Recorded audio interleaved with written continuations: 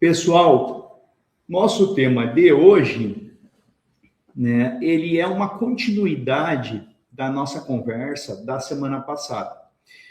Eu senti necessidade de fazer essa aula em dois blocos, principalmente por conta da situação de que eu tinha preparado um material bem legal, né, e ficou um pouco extenso para o nosso encontro.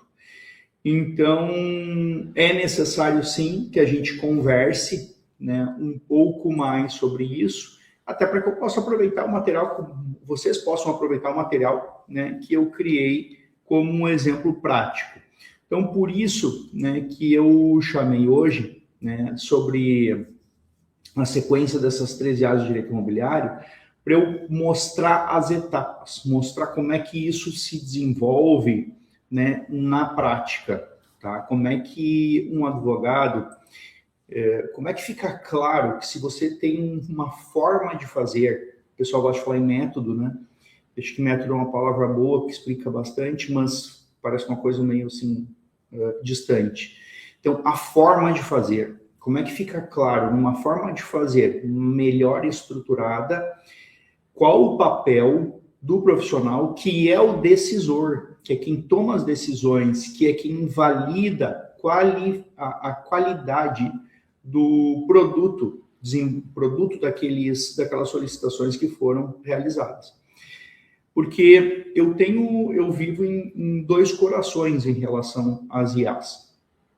Quando vem alguém muito entusiasta, tá? E eu não estou dizendo que eu sou entusiasta, mas quando vem alguém muito eufórico em relação a elas, eu vou avaliar, faço as minhas observações pessoais, faço os meus testes e constato que não é bem isto, tá? Que não é bem isso. Quando eu vejo alguém jogando muita pedra, eu também vou lá e constato que não é bem isso. Então eu vivo em dois corações. Ela nem é tão perfeita e acabada como dizem, tá? Pelo menos não neste momento histórico, né? E ela também não é uma coisa ruim, tá? Não é uma coisa ruim, é uma coisa muito boa. Então, como eu mencionei na nossa aula anterior, só recapitulando, são ferramentas. Como todas as ferramentas, né, eu vou utilizar o alicate quando for necessária, né, extração de alguma coisa, e eu vou utilizar o martelo quando for necessário, né, a colocação, então, de um prego no lugar certo, na hora certa, tá? Então, é isso, né, são ferramentas de trabalho. Então, na nossa aula de hoje, tá, no nosso encontro de hoje, a minha ideia é justamente demonstrar para vocês aqui, de forma bem pragmática, como é que a gente pode desenvolver uma forma, né, que precisamente organize, né, o nosso jeito de trabalhar. Eu estou aqui com uma outra tela aberta, onde eu fiz uma aplicação prática, né? E aí eu vou tirar alguns momentos dessa aplicação prática para compartilhar com vocês, se vocês poderem ter, né, um bom referencial, tá? Então, qual o nosso objetivo da aula, né? A gente falar sobre essa forma de fazer, que será um método, né, um método claro, né, uma forma clara da gente executar com segurança as coisas. Segregação de funções, ou seja, distribuir as responsabilidades, as funções, na verdade, a responsabilidade é só do advogado, mas as funções, né, desse trabalho. A gente vai também se preocupar em estabelecer limites de forma expressa para ferramentas não avançarem sobre a nossa responsabilidade, a nossa visão, tá? Então vamos estabelecer limites, né, expressos para essas ferramentas. Elas não vêm com limites, né? Tem até alguns limites, mas não são suficientes tecnicamente. E aí, com esta forma de trabalhar, a gente vai estar preservando a autoria humana. Ah, mas autoria humana só por questão legal, não só por questão de responsabilidade legal, mas preservando a autoria humana porque eu confio mais na minha experiência, né, de quase 30 anos de advocacia, do que numa ferramenta que busca informações de forma muito ampla, né? Então, eu prefiro preservar a autoria humana, certo? Então, vamos lá. O que a gente não vai fazer no nosso encontro? A gente não vai propor aqueles atalhos tecnológicos. É o contrário disso, tá? O que a gente vai propor aqui é uma espécie de governança jurídica, né? Então, quer dizer, eu vou organizar, controlar, preservar o máximo possível os resultados do meu trabalho e, com isso, ter segurança no trabalho que eu realizei, aumentando a qualidade do trabalho que eu realizei. Pois bem, tá? Então, vamos lá. Quando eu compartilhei essa minha ideia, estou olhando agora aqui o meu trabalho exemplo para vocês, tá? Quando eu compartilhei essa ideia, eu estabeleci a seguinte estratégia. Eu peguei uma das ferramentas, que é o Copilot, e coloquei ele como meu auxiliar da macroestrutura, né? Ele vai ser o meu auxiliar no comando das ferramentas. Eu compartilhei com ele as minhas intenções. Eu disse para ele, eu vou fazer um trabalho, né, de análise jurídica, de risco numa negociação imobiliária, e eu quero que você me auxilie, né, na criação dos comandos para as ferramentas que eu irei utilizar. E eu irei utilizar como ferramentas, em primeiro lugar, né, o Notebook LM para extração de informações, para que eu tenha os fatos de acordo com os documentos que eu possuo, perfeitamente identificados. E só num segundo momento, né, numa segunda fase, eu irei, então, solicitar, com base nesses documentos, nesses dados que eu extraí, eu vou solicitar um auxílio, né, daí para que o Cloud me desenvolva, né, as primeiras versões da análise que a gente pretende fazer sobre este negócio. Beleza? Aí eu peguei e expliquei, né, detidamente, né, expliquei, organizei tudo o que eu queria, como é que eu pensei em fazer essas duas fases. E aí, o meu assistente, né, eu sempre peço para ele me dizer se ele entendeu, né, ele me deu o retorno dizendo que sim, que tinha entendido, que concordava plenamente com a estratégia, né, que ela era uma estratégia sólida e bem pensada. Tá? Basicamente é isso. Eu sempre peço para ele ser sucinto nas observações para a gente não perder tempo, né, porque senão eles ficam te elogiando, às vezes até indevidamente, para coisas que não são. Tá? Aí o que ele registrou? Ele disse assim, ó, o Notebook LM, então, vai ser como se fosse um motor, porque eu quis que ele me demonstrasse que ele tinha entendido o que eu queria. Então, o Notebook LM vai ser como um motor de extração factual. O que existe, o que não existe e onde estão as informações que existem. Perfeito, era o que eu queria, né?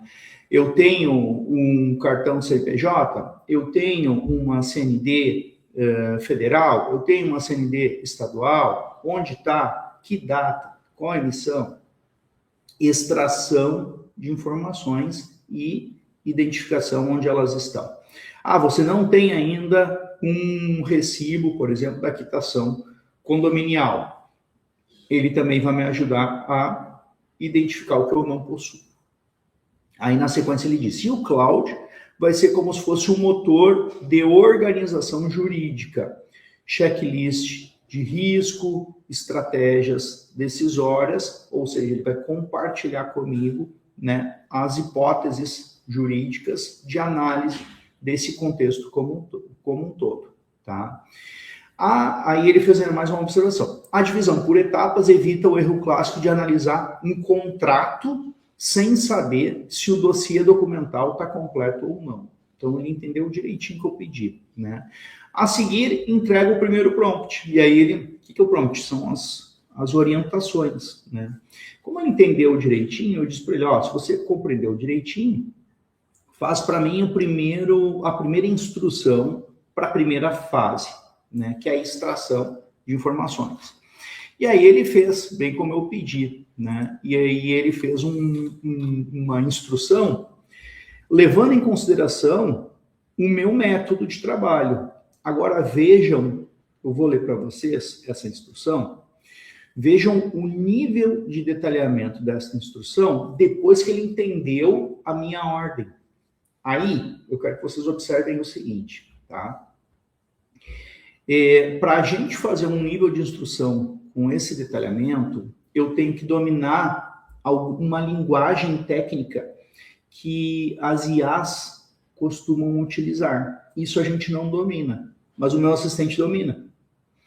Já para ele fazer o que eu quero, ele tem que entender o meu objetivo e a forma como eu penso. Isso ele não domina. Então eu tive que compartilhar com ele, né, nesse texto que eu fiz, que eu não li, né, para vocês, porque tem algumas nuances que é do caso que eu não posso compartilhar, mas ele entendeu bem.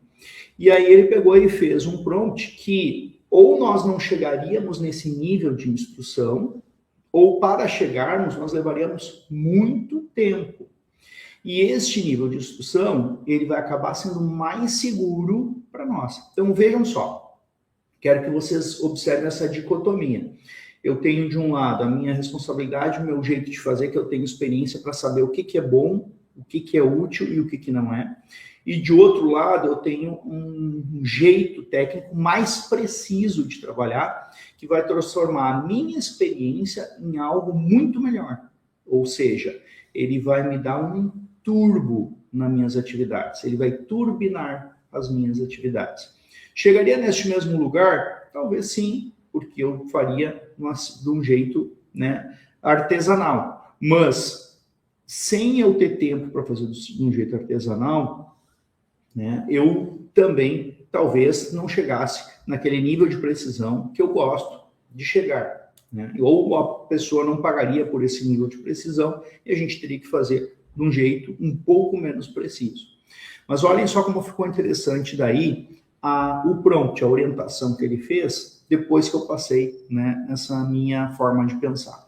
Ele disse assim, ó, então ele está se comunicando, né, ele sabe nitidamente que ele está se comunicando com o notebook LM. Ele diz assim, ó, você atuará como um analista jurídico especializado em due diligência imobiliária no direito brasileiro.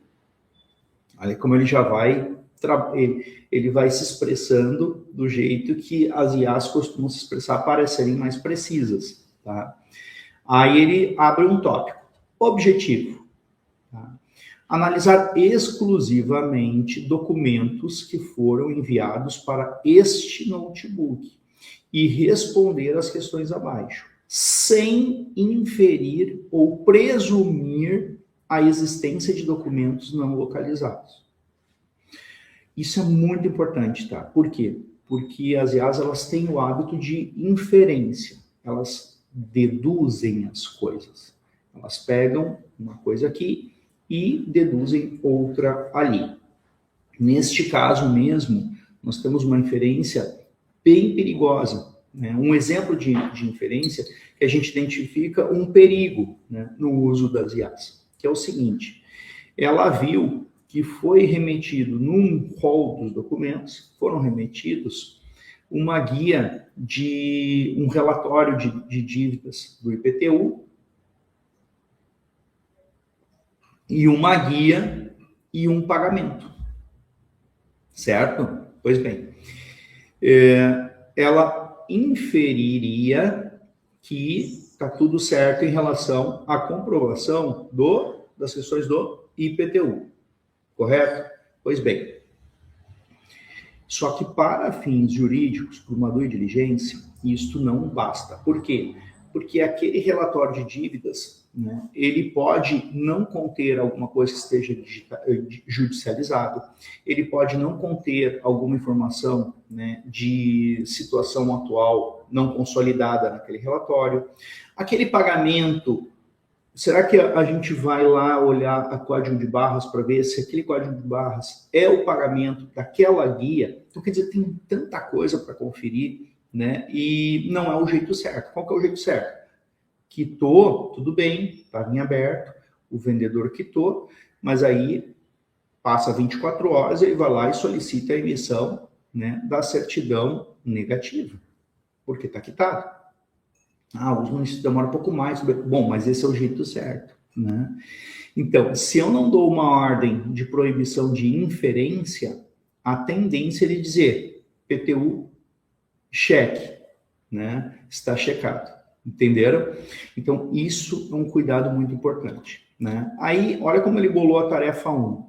Inventário documental. Né? Liste todos os documentos identificados no material enviado, organizando-os por categoria, tais como documento do imóvel, documento do vendedor, certidões, contratos, promessas, instrumentos preliminares, documentos financeiros ou de pagamento, outros documentos relevantes. Também ele, entendendo a nossa lógica de cuidado e identificação documental, ele propõe, então, né, que isso seja feito cuidadosamente organizado. 2, para cada documento identificado, informe o nome exato do documento, o tipo de documento, se é uma certidão, se é uma matrícula, se é um contrato, a data da emissão desse documento, o prazo de validade desse documento, e se o documento está completo ou aparenta estar incompleto. Olha que interessante isso. Imagina tu tendo que escrever tudo isso. Não, ele fez isso de acordo com a nossa orientação. Tarefa 2, checklist da due diligência. Né? Com base apenas nos documentos efetivamente encontrados indique quais documentos e certidões típicas de uma aquisição imobiliária no Brasil já constam no material analisado, tais como matrícula, certidão, né? Em separado, elabore uma lista clara e objetiva intitulada Documentos e Certidões não localizados no material enviado. Regras importantes. Aí vem os nãos, as proibições. Tudo porque eu expliquei para ele o que eu queria. Aí ele criou as proibições. Não presuma que um documento exista se ele estiver claramente não estiver claramente identificado. Se houver dúvida sobre a natureza de um documento, descreva a dúvida. Não faça uma análise de risco jurídico nessa etapa. Eu não quero que ele perca tempo analisando nada, eu vou analisar. Eu só quero que ele organize. Seu papel aqui é exclusivamente organizar e mapear o acervo documental existente. Né? Forma da resposta. Use lista e subtítulos claros, seja preciso, técnico e objetivo. Bacana? Pegamos daí essa instrução, colocamos lá na nossa ferramenta. Então, minha primeira ferramenta é a ferramenta auxiliar, que entende o que eu estou fazendo e me auxilia nas instruções. Aí eu pego as instruções precisas e coloco na segunda ferramenta, que é a ferramenta de extração de informações. Essa ferramenta de extração de informações, ela me deu uma resposta, tá? Ok. Só que eu não gostei de alguns pontos da resposta, né? E aí eu peguei e informei isso para o meu assistente, tá? Deixa eu ver como é que eu fiz aqui. Sim. Ele complementou e tal. Aí eu disse para ele, olha, um dos problemas do notebook LM é que ele tem essa maneira de fazer nota de rodapé, hiperlink, e isso não é legal. Eu quero uma extração integral do documento, eu quero saber o que estava escrito dentro do documento da parte que me interessa, né? Então eu peguei e compartilhei com ele, olha, a resposta que ele me deu foi essa, né? Foi bom, porque a instrução era ótima, mas eu não estou totalmente satisfeito, né? Qual que é a sua opinião? O que você acha sobre a resposta, né? E sobre a minha crítica, tá? Aí o meu assistente avaliou o trabalho da primeira ferramenta, né? Ele disse assim, excelente material, a resposta atendeu 90% a 95% do que precisávamos. Olha que interessante, porque ele está sendo crítico como eu. Se eu tivesse só dito para ele, tá aqui o material, provavelmente ele me responderia assim, excelente, vamos para a segunda etapa. Eu sei porque eu já fiz isso outras vezes, tá? Então já estou dizendo para vocês. Então, quando eu entreguei o material, eu já entreguei com a minha crítica, porque eu fiz uma observação da resposta e aí eu fiz a minha crítica. Então ele está crítico como eu. Ele disse, ó, tirou nota 9, 9,5 na prova. Vamos ver se a gente busca um 10? Então tá aqui. Aí na sequência ele diz assim, né? Mas você identificou corretamente, né, o principal risco operacional. A tendência é organizar demais notas, consolidações e arquivos compostos. Termos técnicos que eles usam na gestão de organização que a gente não costuma usar, mas eles usam. Então, eles sabem interpretar o que o outro fez, né, para saber o que ele fez de errado. O ponto fraco da ferramenta. Então, o que é péssimo para a próxima etapa de extração de controle de documento a documento. Então, essa situação de tentar consolidar as coisas atrapalha.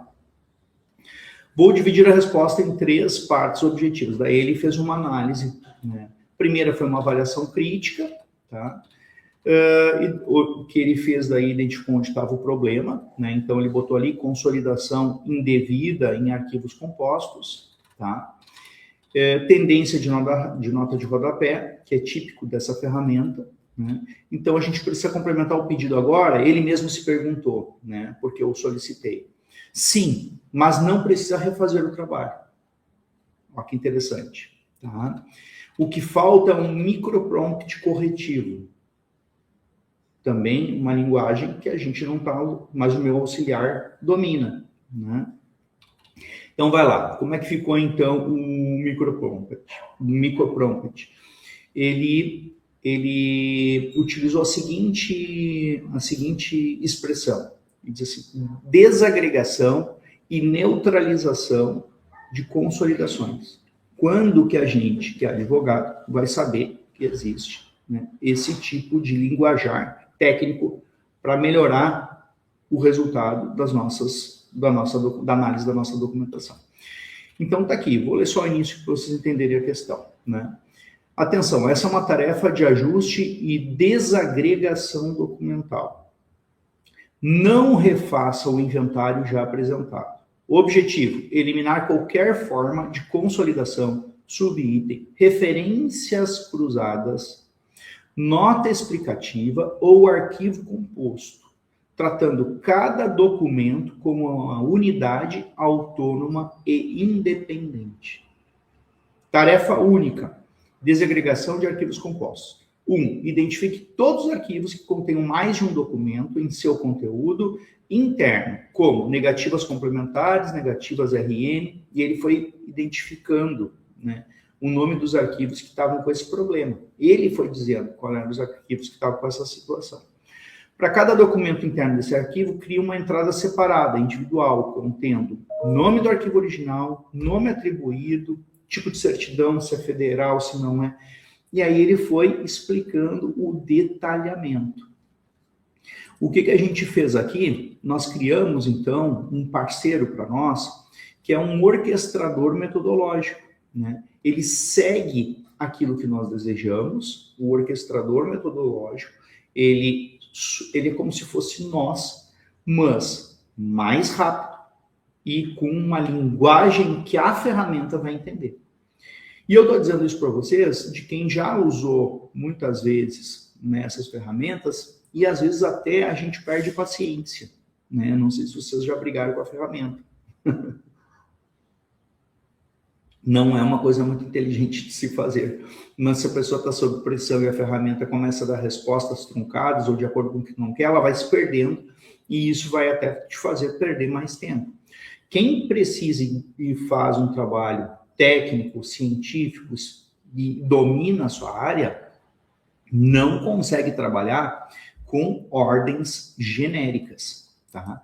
Então, o orquestrador metodológico, para mim, ele é fundamental, né?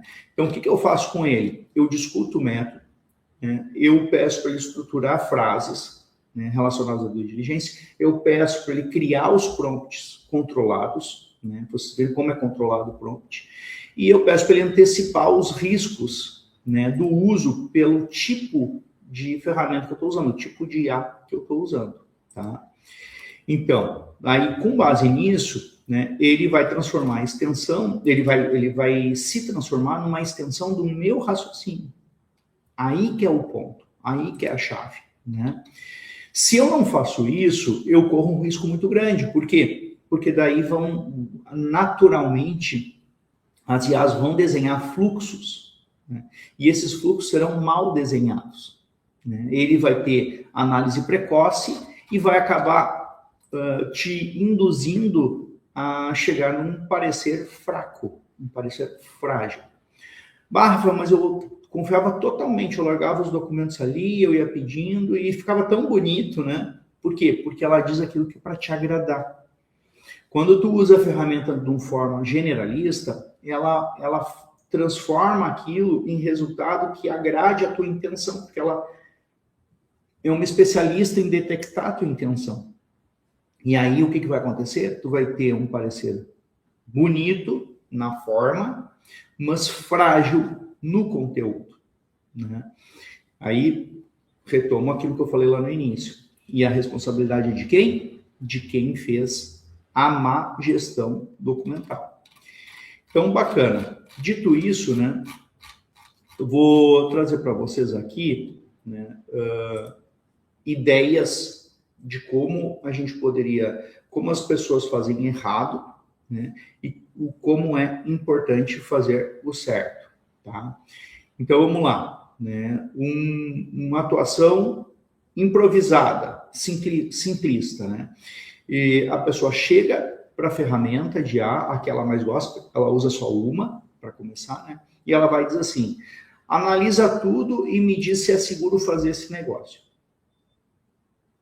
Olha só a diferença do que eu acabei de mostrar para vocês para este tipo de uso. Aí, aproveito, colegas, para questioná-los. Será que a gente pode jogar pedra na IA? Ou será que quem a utilizou é que não está fazendo uma utilização segura, uma utilização responsável? Estão entendendo? Quando eu vejo as notícias saírem de erros que aconteceram, sentenças que foram colatadas, peças que foram apresentadas, como eu disse na aula anterior, erros, escorregões existem e sempre existiram desde que criaram o recorte e cola, tá? Porém, o que acontece nunca é responsabilidade da ferramenta, é responsabilidade de quem a utiliza. Quem utiliza deste jeito está utilizando com alto potencial de risco. Então, analisa tudo e me diz se é seguro fazer esse negócio imobiliário. Não. E tem muita gente fazendo isso, trocando advogado pela IA, trocando médico pela IA. Olha o perigo, olha a diferença do que eu acabei de fazer. Olha como um profissional, quando ele observa os resultados, ele identifica o que ela falhou na hora que ela apresenta os resultados. E é muito bom o material que ela produz, mas tem falhas, tá? E essas falhas custam muito dinheiro. Tá? Diferentemente, então, de chegar e dizer se é seguro, antes de qualquer análise, qual que seria o método certo? Antes de qualquer análise jurídica, vamos exclusivamente mapear, inventariar, confirmar exatamente quais documentos existem. Qualquer análise jurídica fica expressamente proibida. Olha a diferença, né? Então, primeiro eu quero os dados. E o meu parecer vai se limitar àqueles dados, que é o que a gente deve fazer quando produz um parecer técnico. Segunda observação, né, dentro da comparação dos métodos improvisado versus um método de segurança, tá? Então, no método improvisado, a pessoa aceita, busca com a ferramenta de IA dela um resumo automático. O resumo ajuda muito, né? Sintetizar, esses dias eu vi um professor falando sobre isso. Sintetizar é mais difícil do que interpretar. Porque ele vai mais adiante. Tu interpretou e compreendeu tanto que tu sintetiza a ideia. Então, é muito complexo o raciocínio disso. E elas vêm preparadas para resumir tudo. Só que esse resumo não é seguro. Então, muita gente usa os resumos porque eles facilitam a vida, né? Não. Diferentemente disso, a gente vai pedir para a ferramenta apenas... Então, olha só, improviso, aceita o resumo. Método sem improviso, pede à ferramenta, a IA, apenas a transcrição literal.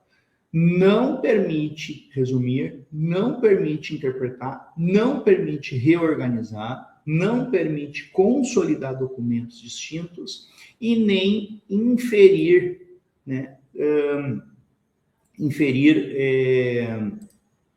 significados jurídicos. Tá? É isso. Olha a diferença. Eu tô não faça isso, não faça aquilo, não faça aquilo outro, enquanto que, via de regra, as pessoas pedem para resumir. Então, o improviso versus um método seguro. Um IA fazendo tudo, né, é outra questão. Pode a gente fazer tudo com uma só?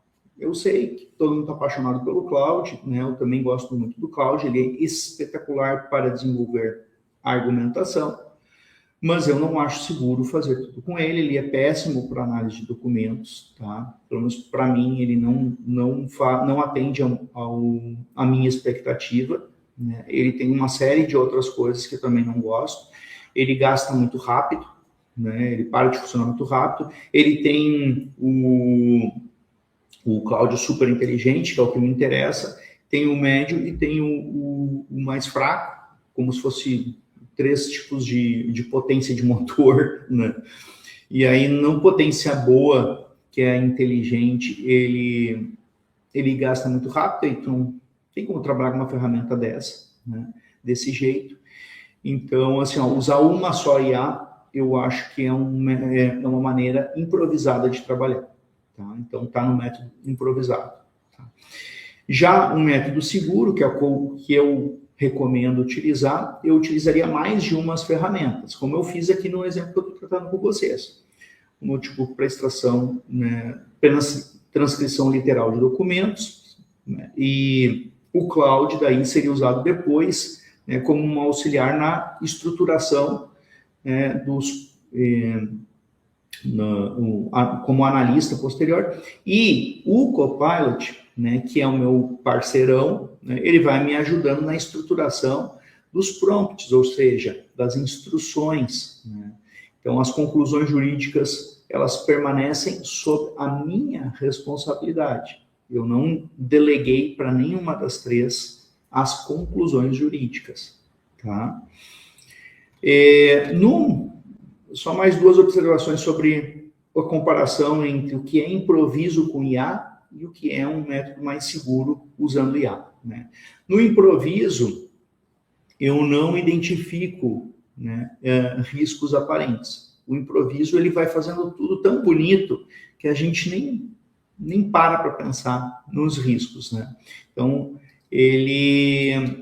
em comparação a um método preocupado com a segurança, né, a gente identifica, né, nas nossas interações, né, no parecer, a gente exige classificar riscos, né, inexistentes, mitigados e residuais, né, sempre para que haja um impacto prático, né, para aquele que está fazendo aquele negócio.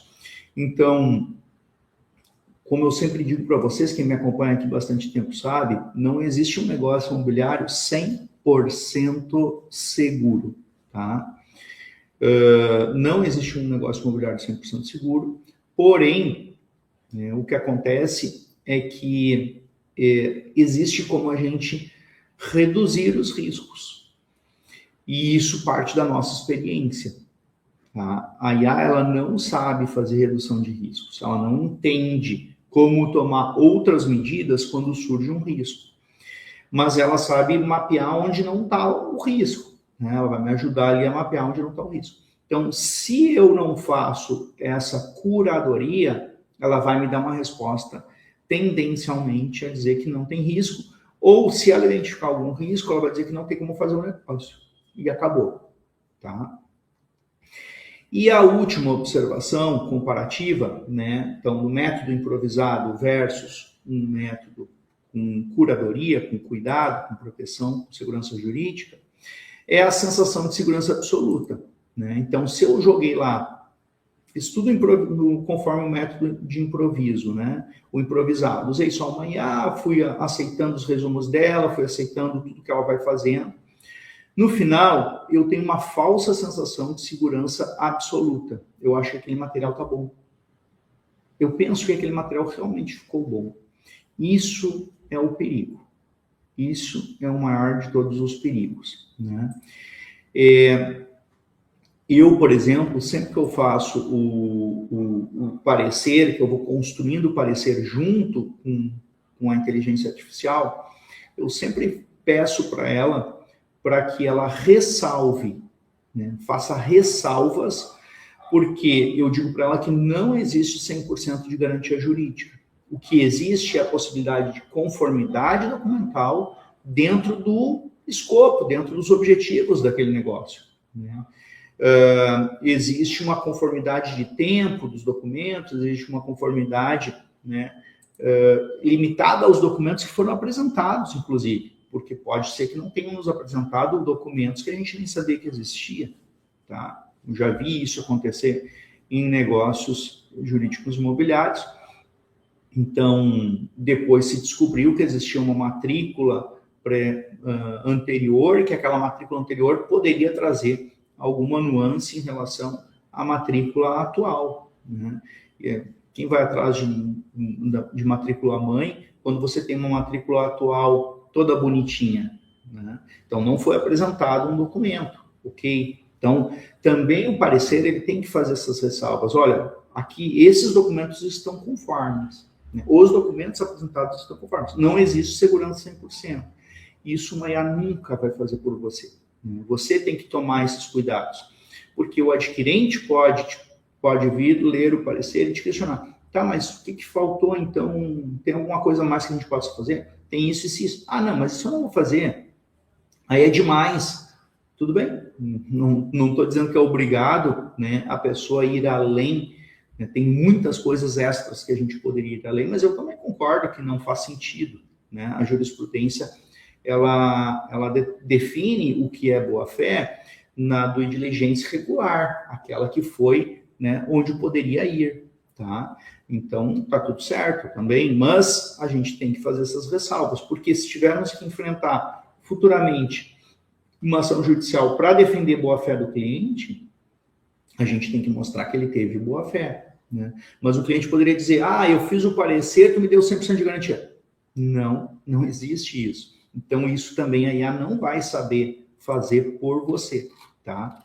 Então, qual que é o resultado prático disso, né? Quando eu utilizo um método que é um método que está coerente com o meu jeito de trabalhar, eu vou ter uma due diligence tecnicamente defensável, eu vou ter documentos auditáveis, arquivo por arquivo, tá? Porque as extrações que eu faço, eu nem tive tempo de mostrar para vocês.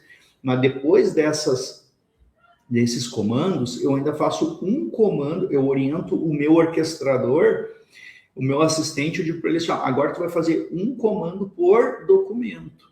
E ele faz um comando por documento. Que daí para a IA que está fazendo a extração de informações é muito mais fácil, porque ela bota toda a atenção dela num documento e ela extrai perfeitamente aquilo que tem, todos os detalhezinhos daquele documento.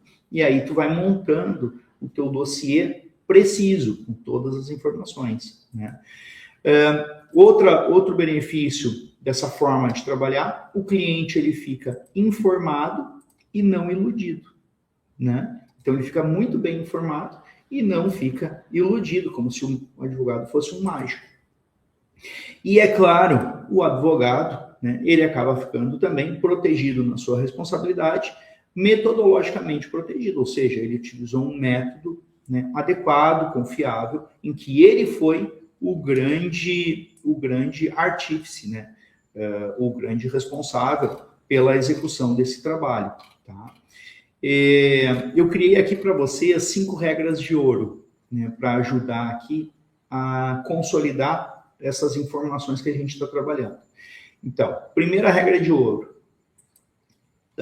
IA nunca deve começar pela conclusão. Eu nunca devo começar pela conclusão. Tá? Segunda regra de ouro. Quem define o método é o advogado, não a ferramenta. Tá? Então, quem define o método é o advogado, não a ferramenta. Terceira regra de ouro. Uma IA por função reduz aquele erro silencioso. Então, utilizar uma IA por função reduz o risco do erro silencioso. Quarta regra de ouro. O fato vem antes do contrato. Antes de sair analisando o contrato, pedir ajuda para a IA para estruturar uma análise contratual, que às vezes ela faz uma coisa que tem uma aparência bonita, né? Antes disso, né, o fato vem antes do contrato, ou seja, vamos organizar a documentação. Eu nem olho para o contrato. Né? A primeira coisa que eu faço, eu nem olho para o contrato. Eu primeiro vou ver os documentos, para depois fazer uma conciliação entre o que está no contrato e o que estava nos documentos. E quinta regra de ouro, né? Se você não souber explicar o raciocínio que está por trás do teu parecer, não entrega. Porque significa que você não desenvolveu aquilo com a sua curadoria, tá? Então, não entrega só porque está bonito. Se não souber explicar, é porque não é você que fez. Tá? 3 proibições, tá? Para além das regras de ouro, eu proponho aqui para vocês 3 proibições para a gente reduzir também a possibilidade de erro e poder utilizar a ferramenta de um jeito virtuoso e não viciado. Então, primeira proibição, não usar IA como um atalho de responsabilidade. Tá? Então, nunca utilize a IA como um atalho de responsabilidade. 2, não misturar fato com opinião. As IAs são muito opinativas, mas o fato é o rei. O fato é o rei. Né? Que nem eu dei o exemplo agora do IPTU. Né? Então, ela infere que o relatório, o pagamento, que está tudo certo. Não. O fato é, não temos certidão negativa de IPTU. Este é o fato. Então, os pagamentos do IPTU não alteram o fato que nós não temos a certidão do IPTU. Terceiro, não vender segurança absoluta com um selo tecnológico. Então, pode fazer um negócio. Né? Eu garanto. La garantia sou eu. Não. Mas tem o selo tecnológico. Não. Uma construção, um trabalho bem feito, e eu acho que sim, que fica mais preciso, os nossos trabalhos ficam mais precisos, sim, utilizando as ferramentas, desde que a gente utilize eles do jeito bem feito. Né? Então, as perguntas atuais, ao meu sentir, não é se a pessoa usa ou não IA. Não é, isso não credencia nem descredencia ninguém. A pergunta é: quem controlou o método do início ao fim? Quem controlou a ferramenta de IA do início até o fim? Isso é o que me interessa. Tá? Se usa, se não usa, isso para mim é irrelevante. Né? Porque desde que nós temos o copia e cola, tudo pode acontecer em termos de falhas e de erros. Então, o papel do advogado, além dele poder utilizar também a IA, mas ele vai poder utilizar do jeito certo e, firmando aquele parecer, como autor desse parecer, ele vai compor um dossiê, né? Um dossiê desse negócio, que vai estar lá a matrícula, a escritura pública, o registro no registro de imóveis, o parecer do advogado com todas as certidões que foram observadas. É claro que isso torna o negócio mais perfeito e acabado, tá? É isto, certo? Pessoal, muito obrigado aí pela presença de vocês.